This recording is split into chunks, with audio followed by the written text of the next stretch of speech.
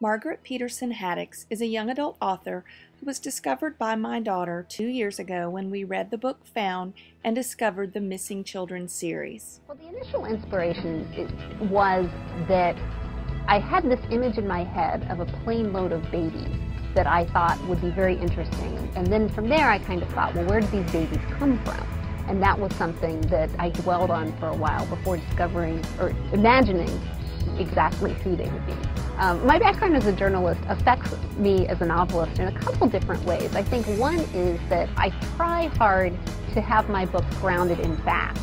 And I think I'm much more conscious of trying to do research than I would be otherwise. The other way is kind of the flip side of that, which is that because I've worked as a journalist and I've seen that reality can be very bizarre, I think that makes me more willing to make my books very bizarre. In Found, 13 years old, Jonah and Chip discover that not only are they both adopted, but the circumstances surrounding their adoptions are very mysterious. In Scent, the kids are sent through time to 15th century London to discover their true identities. In Sabotage, the kids find themselves in the lost colony of Roanoke. In Torn, the kids land in 1611 to help John Hudson, who vanished while searching for the Northwest Passage with his father. In Caught, due in September of this year, the kids learn that they must return to history, Albert Einstein's daughter. Haddix's first novel, Running Out of Time, is about Jessie, who lives in the village of Clifton, Virginia in 1840. When children begin dying from diphtheria, she learns that it is actually 1996 and she must go into a world she has never known to find help. In Turnabout, it was the year 2000 when Mellie and Annie Beth had lived long lives and were preparing to die when the opportunity to participate in a top-secret experiment arose. The experiment was successful and time reversed. Each year they became a year younger instead of older. By 2085, they are teenagers and know that they will soon be too young to take care of themselves unless they can find help. Just Ella asks the question, what happens after Happily Ever After? Ella finds that she is just not Your Majesty material, not to mention that the prince isn't so great and she has fallen for another boy in the palace.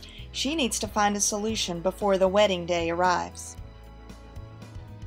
In Double Identity, just before she turns 13, Bethany is taken to live with an aunt she has never met. Her previously overprotective parents are nowhere to be found, and she is constantly being mistaken for someone named Elizabeth.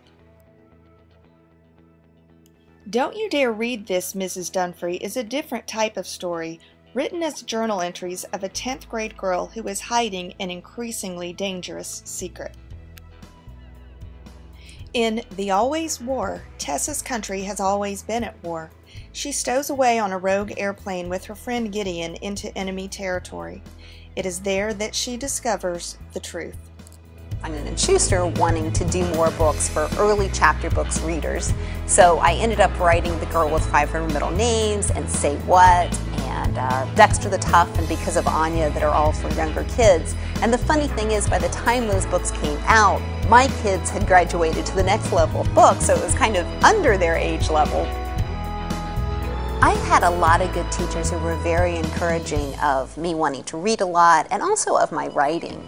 And I feel very lucky in terms of when I grew up that the standards for a writing assignment, a lot of my teachers were just pretty much like, write something that it wasn't, write something that then is going to do well on a test, or write something that will fit this standard for this particular curriculum. It was very free form and really encouraged creativity, and I loved that. That was something that was wonderful. I had just very good English teachers throughout, and a lot of professors in college who were also very good about saying, you're really good, you should do this for a living.